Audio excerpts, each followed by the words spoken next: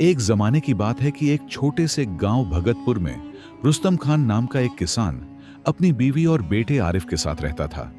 उनके पास थोड़ी सी जमीन थी जिस पर वो गन्ना उगाते, उसका रस निकालकर गुड़ बनाते और उसे बाजार में बेचकर गुजर बसर करते थे। सर्दियों के दिन थे। रुस्तम खान और आरिफ सुबह से शाम तक खेतों में एक काम करते, गन्ना काटते और चूल्हे पर गुड़ पकाते। रुस्तम खान हमेशा गुड़ लेकर खुद बाजार जाता, क्योंकि उसे लगता था कि आरिफ अभी छोटा है और बाजार के सौदों की समझ नहीं रखता। एक दिन रुस्तम खान ने बैलगाड़ी में गुड़ लादा और बाजार रवाना हुआ। वहां जाकर उसने गाड़ी खड़ी की और ग्राहकों का इंतजार करने लगा। कुछ देर बाद एक ताजिर शहजादा नगर से गुजरा। उसे याद आया कि उसकी बीवी ने आज गुड़ वाली खीर बनाने को कहा था। वो रुस्तम खान के पास आया और बोला, भाई क्या बेच रहे हो? रुस्तम खान ने खुश होकर जवाब दिया, जनाब आज ही ताजा गुड़ तैयार किया है, अगर आप चाहें तो सस्ते दामों दे दूंगा। ताजिर को रुस्तम खान बहुत सादा और भोला लगा। उसने कहा, यह पूरी गाड़ी का गुड़ कितने में दोगे? रुस्तम खान खुश हो गया कि उसे इंतजार नहीं करना पड़ेगा। उसने कहा, 500 रुपये दे दें, सब ले जाएं। ताजिर ने 500 रुपये निकाले और बोला, तो फिर इस गुड़ को मेरे घर तक पहुंचा दो। रुस्तम खान ने ताजिर को भी गाड़ी पर बिठा लिया और उसके घर की तरफ चल पड़ा। जब वो घर पहुंचे तो रुस्तम खान ने कहा, जनाब जरा जल्दी गाड़ी खाली करवा दें, मुझे घर वापस जाना है। यह सुनकर ताजिर मुस्कुराकर बोला, कौन सी गाड़ी? तुम्हें तो मैं पूरी गाड़ी के 500 रुपये दे चुका हूं, अब यह सब मेरा माल है। रुस्तम खान हैरत से बोला, जनाब मैंने गुड़ के दाम बताए थे, गाड़ी तो मेरी है। ताजिर सख्त लहजे में बोला, मैंने पूछा था कि पूरी गाड़ी का क्या दाम है, तुमने खुद कहा 500। अब जबान से फिर रहे हो, तुम जैसे लोग वादे के पाबंद नहीं होते। फिर उसने नौकरों को आवाज दी, जिन्होंने रुस्तम खान के कपड़े उतार दिए और उसे घर से धक्के देकर निकाल दिया। रुस्तम खान बेइज्जती और शर्मिंदगी के आलम में सारा दिन जंगल में छिपा रहा।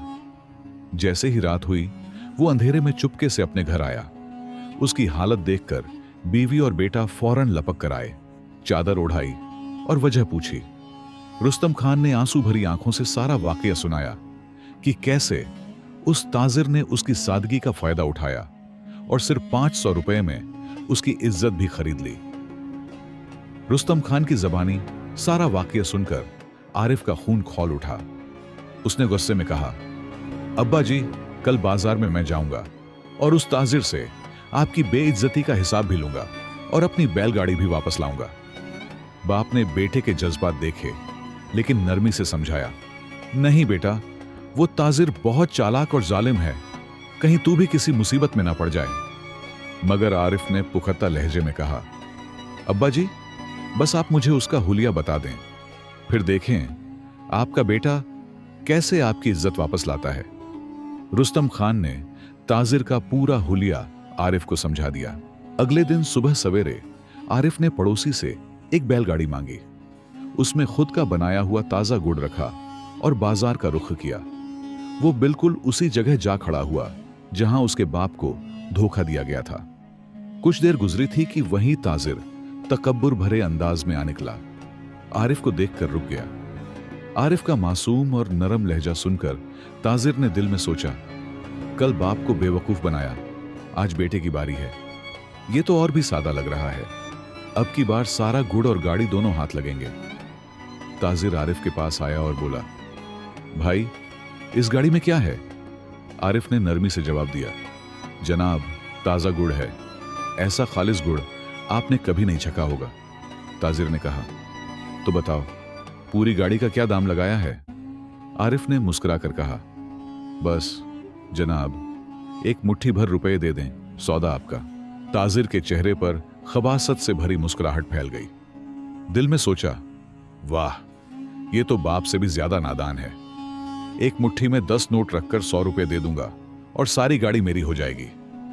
ताजिर बोला, ठीक है भाई, सौदा मंजूर है, मगर पैसे मैं घर जाकर दूंगा, तुम बस गाड़ी मेरे घर पहुंचा दो। आरिफ खामोशी से तैयार हो गया। जब वो ताजिर के घर पहुंचे, ताजिर ने गाड़ी अंदर खड़ी करवाई, फिर जेब से 10 के 10 नोट निकालकर अपनी मुट्ठी में दबाए और आरिफ की तरफ बढ़ाते हुए कहा, ले लो, मुट्ठी भर दाम, और गाड़ी यहीं छोड़कर वापस जाओ। यही तय हुआ था ना? आरिफ ने तहम्मुल से कहा। जनाब, दाम तो गुड़ के लगे थे, गाड़ी मेरे बाप की है, मेरी है। आप मेहरबानी फरमाकर सिर्फ गुड़ उतार लें, गाड़ी मुझे वापस ले जाने दें। ताजिर बोला, क्या बातें करते हो? तुमने खुद कहा था कि एक मुट्ठी भर रुपए में सारी गाड़ी दे दोगे, अब जबान से फिर रहे हो। आरिफ ने संजीदगी से कहा, नहीं जनाब, जो कहा था वही मांग रहा हूं। गुड़ बेचा है, गाड़ी नहीं। गाड़ी तो मेरा जरिया माश है। ताजिर ने गुस्से से दांत पीसते हुए कहा, अब अगर ज्यादा बात की तो मैं तुम्हें भी तुम्हारे बाप की तरह जलील करके निकाल दूंगा। आरिफ ने ताजिर की धमकी सुनी तो खामोशी से बोला, अच्छा जनाब, अगर बात ऐसी है तो लाएं, वो मुट्ठी भर दाम। ताजिर जैसे ही मुट्ठी आगे बढ़ाने लगा, आरिफ ने उसका हाथ मजबूती से थाम लिया और जेब से छुरी निकालते हुए कहा, सुनिए सेठ जी, मैं अपनी गाड़ी आपके पास छोड़ रहा हूं, लेकिन बदले में आपकी ये मुट्ठी साथ ले जा रहा हूं। ताजिर कांपने लगा, ये क्या बदतमीजी है, हाथ छोड़ो मेरा। आरिफ ने कहा, आपने मेरी पूरी गाड़ी सिर्फ एक मुट्ठी के बदले हड़प ली थी ना, अब ये मुट्ठी मेरी है। छुरी तेज थी और आरिफ का इरादा पुख्ता। जैसे ही उसने हाथ पर दबाव डाला, ताजिर चीख उठा, गिड़गिड़ाते हुए बोला, खुदा का वास्ता है बेटा, जो चाहिए ले जाओ, बस मुझे छोड़ दो। आरिफ ने कहा, पहले वो गाड़ी खाली करो जो कल मेरे बाप रुस्तम खान से छीन ली थी, वो भी वापस दो। और हां, अब तुम्हें मुझे 2000 रुपये माहाना पर अपने घर में नौकरी भी देनी होगी। ताजिर के पास कोई रास्ता ना बचा। अपनी जान बचाने के लिए हाथ जोड़कर बोला, ठीक है, जैसा तुम कहोगे वैसा ही होगा। आरिफ ने छुरी पीछे की और कहा, अगर तुम अपनी जबान से फिरे या नौकरी से निकालने की कोशिश की या तनख्वाह में टाल मटोल की, तो याद रखना, मैं तुम्हारी नाक और कान दोनों काट दूंगा। ताजिर ने कांपते हुए सर हिलाया और वादा कर लिया। उसने रुस्तम खान की गाड़ी भी खाली करवा दी, 2000 रुपये गुड़ के भी दिए और नौकरी की हामी भी भर ली। आरिफ 2 बैलगाड़ियां लेकर अपने गांव वापस लौटा।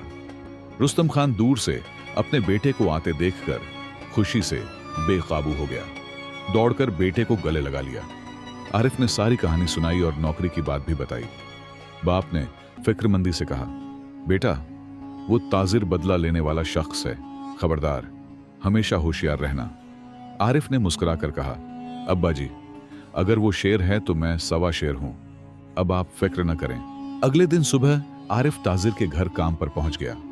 ताजिर ने दिल में सोचा, मैं इसे इतना थकाऊंगा कि खुद ही भाग जाएगा। वो बोला, आरिफ, 2 खेत जोत, फिर शाम को लकड़ियां भी लाना चूल्हे के लिए।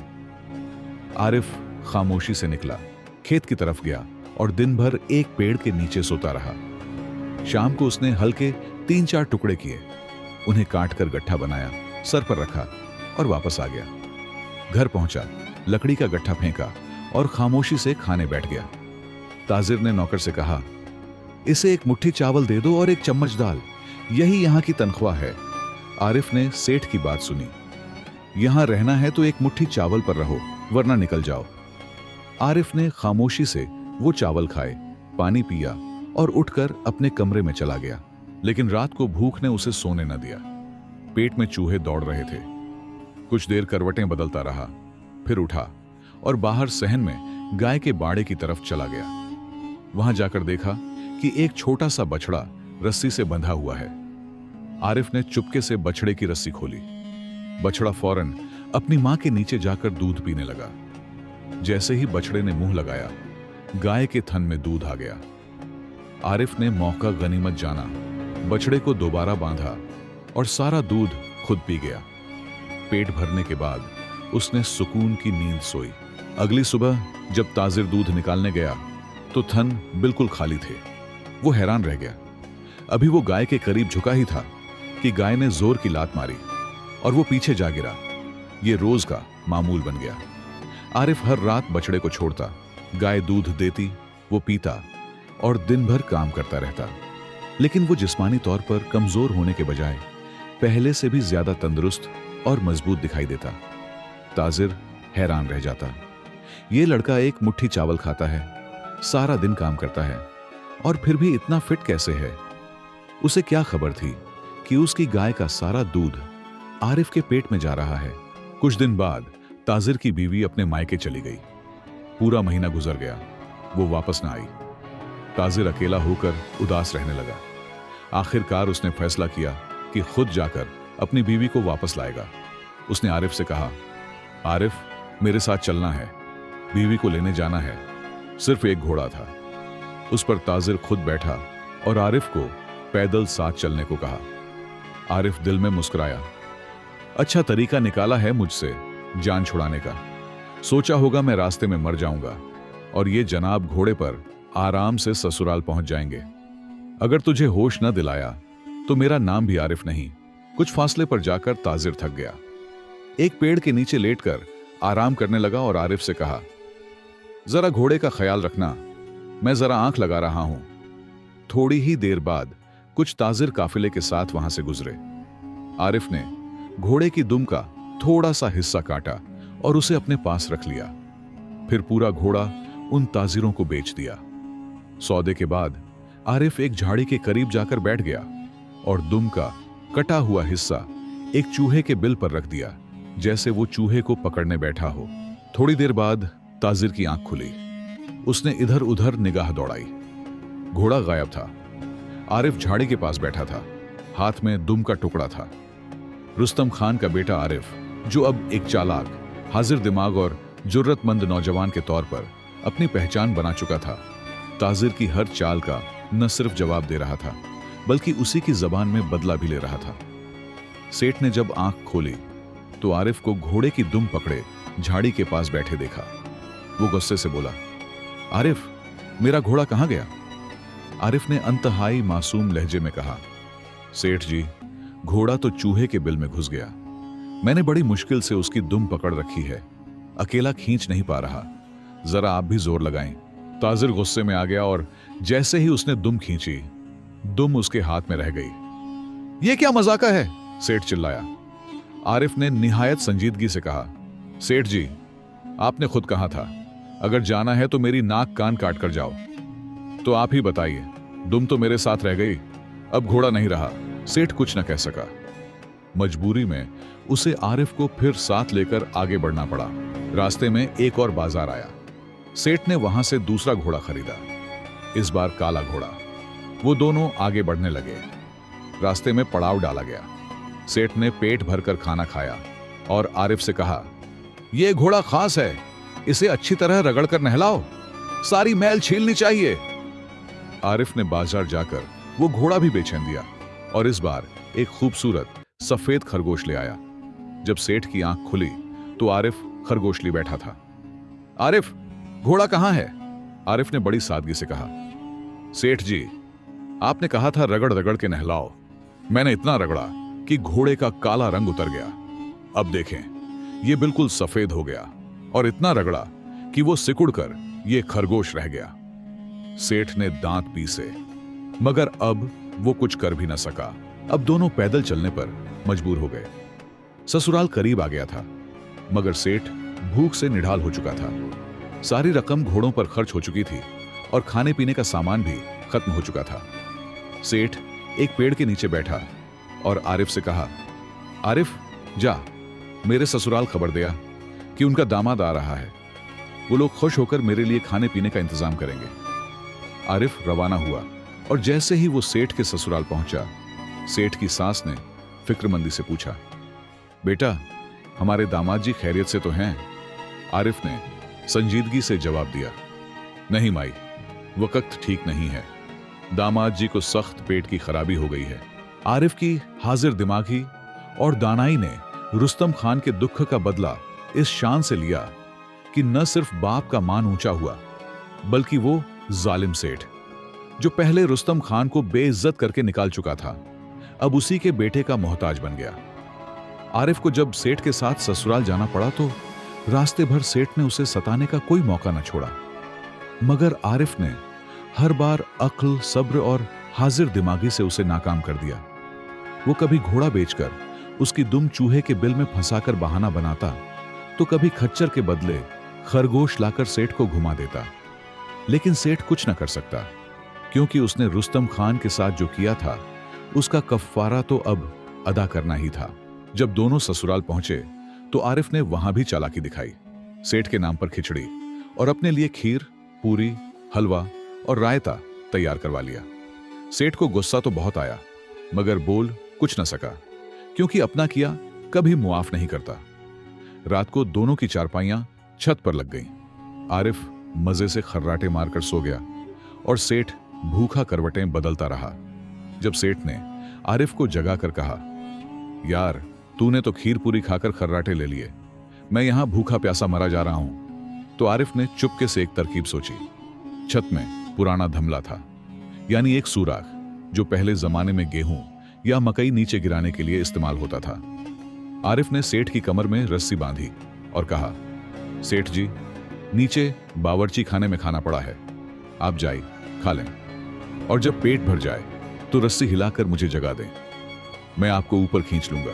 सेठ बहुत खुश हुआ, फौरन नीचे उतर गया और हलवा पूरी पर इस तरह टूट पड़ा जैसे बरसों से भूखा हो। खा पीकर जब पेट भरा तो सेठ ने रस्सी को हिलाकर आहिस्ता आवाज दी, आरिफ अब मुझे ऊपर खींच लो। मगर आरिफ खर्राटे लेते लेते गहरी नींद में चला गया था। नीचे सेठ खा पीकर तैयार बैठा था, आहिस्ता आहिस्ता आवाजें दे रहा था, आरिफ, अरे आरिफ, खींच खींच, मुझे ऊपर खींच। मगर आरिफ बेखबर था। इधर सेठ की सांस पानी पीने आई। वो दरवाजे के पास आया तो अंदर से आवाजें सुनी, खींच खींच, जल्दी खींच। बेचारी घबरा गई, भागकर अपने खाविंद को जगाया, अरे जी, बावर्ची खाने में कोई जिन या भूत आ गया है जो बार बार कह रहा है खींच खींच। बूढ़े ससुर ने फौरन बेटे, दामाद और हमसाए जमा किए और सब बावर्ची खाने के दरवाजे पर कान लगाकर खड़े हो गए। अंदर से आवाजें आ रही थीं। तब तक आरिफ जाग गया। जल्दी से रस्सी खींचकर सेठ को ऊपर खींच लिया। जब तक दरवाजा खोला गया, सेठ वापस छत पर पहुंच चुका था। नीचे बावर्ची खाना खाली देखकर सब हैरान होकर अपने कमरों में वापस चले गए। लेकिन किस्मत तो कुछ और लिख चुकी थी। आखिरी जिल्लत, सेठ और वो हांडी। रात के आखिरी पहर सेठ के पेट में दर्द शुरू हो गया। उसने आरिफ को झिंझोड़ा, उठ, मेरे साथ खेतों तक चल, बहुत जोर का पेट खराब है। आरिफ आधी नींद में बोला, सेठ जी, बाहर जाने की क्या जरूरत है, यहां पास एक मिट्टी की हांडी रखी है, इसी में काम निपटा लें, सुबह मैं चुपके से ले जाकर फेंक आऊंगा। अब भला सेठ करे तो क्या, मजबूरी थी। हांडी में ही फौरिग हो गया। सुबह जल्दी आंख खुली तो सेठ ने आरिफ को जगाया, उठ जल्दी, ये हांडी बाहर फेंक, वरना लोग देख लेंगे तो मेरी इज्जत खाक में मिल जाएगी। मगर आरिफ तो खर्राटे मार रहा था। सेठ ने खूब झिंझोड़ा, मगर कोई फायदा ना हुआ। अब इज्जत का सवाल था। सेठ ने चादर ओढ़ी, हांडी को सर पर रखा और दबे कदम सीढ़ियां उतरने लगा। जैसे ही आंगन में पहुंचा, क्या देखता है, ससुर भैंसों को चारा डाल रहा है। सेठ निगाहें चुराता हुआ जल्दी से दरवाजे की तरफ बढ़ा, मगर आरिफ की आखिरी चाल। यह सब आरिफ छत से देख रहा था। मौका गनीमत जाना। जल्दी से करीब रखी एक लकड़ी, मोटी लाठी उठाई, दबे पांव नीचे उतरा और पीछे से सेठ पर हमला एवर होने के लिए तैयार हो गया। जैसे ही सेठ चादर ओढ़े सर पर हांडी रखे जंगल की तरफ जा रहा था ताकि अपनी इज्जत बचा सके, आरिफ ने फौरन पूरे गांव में शोर मचा दिया, चोर चोर, अरे देखो, सर पर हांडी लेकर चादर ओढ़े जा रहा है चोर। कुछ देहाती जो सुबह सवेरे भैंसों को चारा देने जाग चुके थे, फौरन डंडे और लाठियां लेकर आवाज की सिमत दौड़ पड़े। उन्होंने दूर से सेठ को देखा, चादर ओढ़े हांडी उठाई जा रहा था। बस यही है चोर, और फिर दे दनादन दे दनादन। सेठ पर लाठियां बरसनी शुरू हो गईं। कोई हाथ मार रहा था, कोई टांग, कोई आवाजें निकाल रहा था। वो बेहोशी में चिल्ला रहा था, अरे मैं चोर नहीं हूं, मैं सेठ बशीर। मगर किसी ने सुना नहीं। इसी शोर शराबे में सेठ के ससुराल वाले भी आ पहुंचे। सबके हाथों में लाठियां थीं। तब आरिफ ने एक आखिरी बात कहकर तमाशा मुकम्मल कर दिया, अरे सब लोग तो यहां हैं, पर हमारे सेठ जी कहां गए? सब चौंक गए। हां वाकई, दामाद जी तो शोर सुनते ही गायब हो गए। आखिर कहां हैं? जब उन्होंने चादर खींचकर देखा तो सामने खुद उनका दामाद, चेहरा शर्मिंदगी से झुका हुआ, जिस्म नीला पड़ा और सर पर हांडी। पूरी महफिल में हंसी की आवाजें गूंज उठी। हंसी का तूफान था। सेठ शर्म से पानी पानी हो चुका था। इज्जत, गुरूर और फख्र सब मिट्टी में मिल चुका था। सेठ को घर के अंदर ले जाकर दूसरे कपड़े पहनाने को दिए गए। सेठ की बीवी को भी साथ किया गया और सबने तंजिया मुस्कुराहटों के साथ रुखसत किया।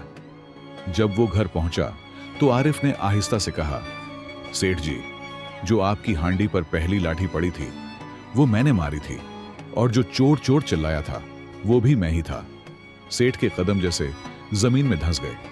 आंसू आंखों में थे। उसने डरी हुई आवाज में कहा, आरिफ, ये तूने क्यों किया? तुझे इससे क्या मिला? आरिफ ने नरमी और अज़्म से जवाब दिया, मुझे वही मिला जो आपने मेरे बूढ़े वालिद रुस्तम खान को नंगा करके जंगल में छोड़कर हासिल किया था। ये उस जिल्लत का बदला था। सेठ की गर्दन झुक गई।